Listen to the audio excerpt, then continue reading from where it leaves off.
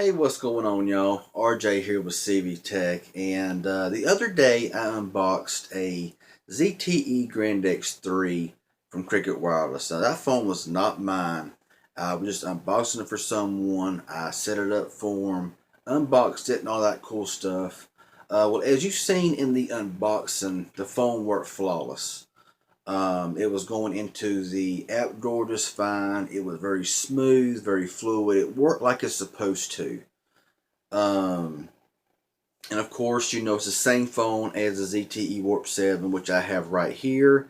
This is my version here of the Grand X3, which is the Warp 7. Same phone pretty much. Now with my Warp 7, I have had zero issue with this device whatsoever.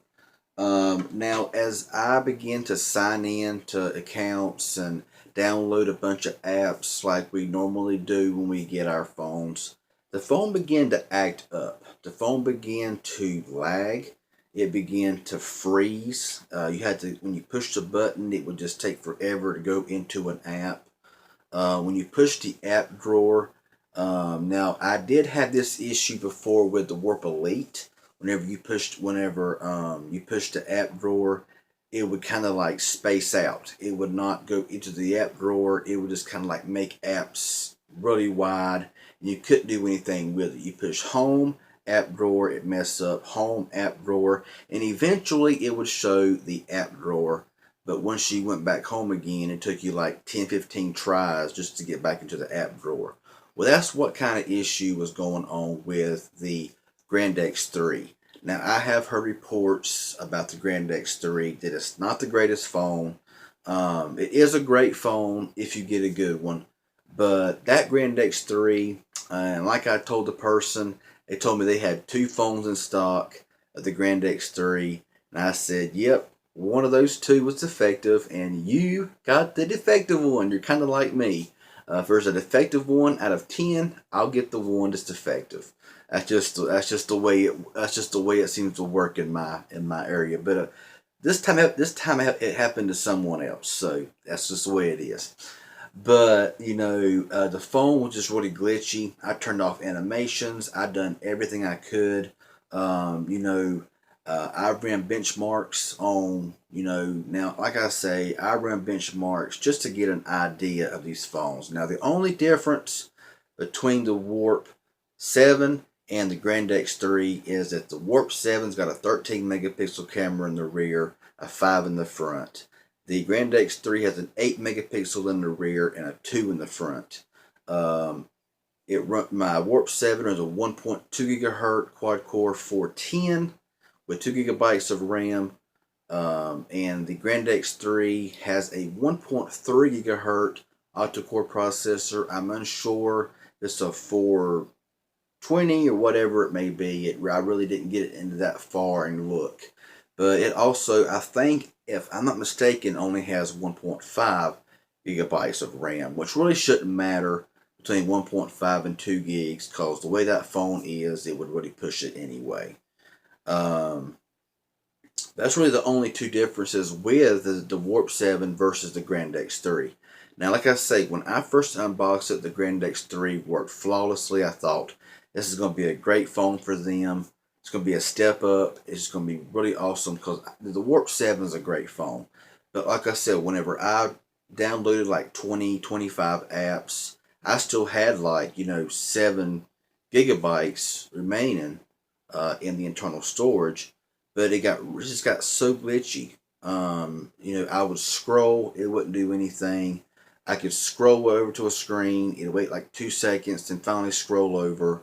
Nothing would work right, nothing would operate. The phone is actually right now being returned. Well, of course not right now because it's like 2 or 3 in the morning, but it will be returned, and so I don't have the phone in my possession anymore.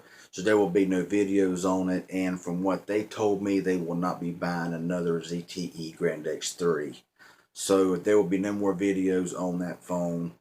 I did run a benchmark score though, like I said, Geekbench 4, and it was considerably lower than my Warp 7. And I'm not really sure that's the problem. I'm not really sure if the problem with the phone is affecting the scores, because I know that my Warp 7 score is pretty good, but when you got like multi-score score of 1100 on the Grand X3, like 1500 plus on the Warp 7, there's something just not right there. So I knew it was defective.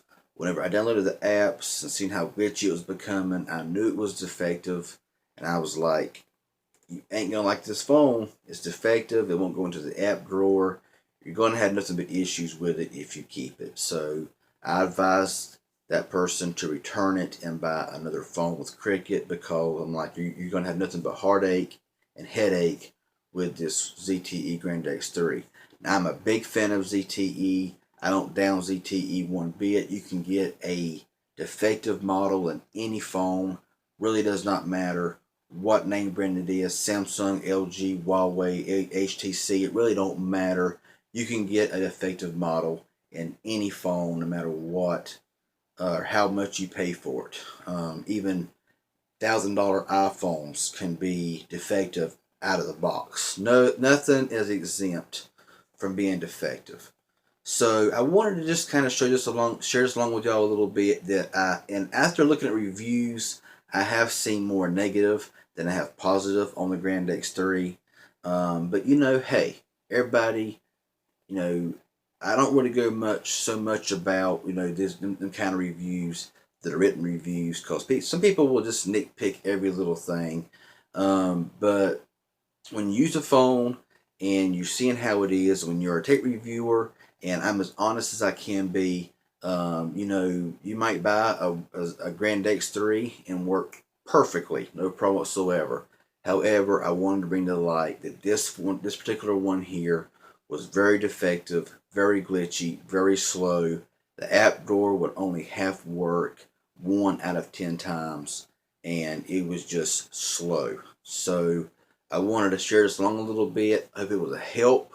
If you're planning on buying the Grand X3, maybe you want to, try the Grand X4, being as just a new phone, and looks a lot better with better specs and all that kind of cool stuff. So maybe you ought to just kind of bypass the Grand X3 and go with the Grand X4 if you want a ZTE. So just a word of advice there from CV Tech. If this was informative in any way, hit that like button. I really would appreciate it. Any questions or comments, leave it down below in the comment section. I'll get back with you as soon as possible. If you haven't subscribed yet, hit that subscribe button down below.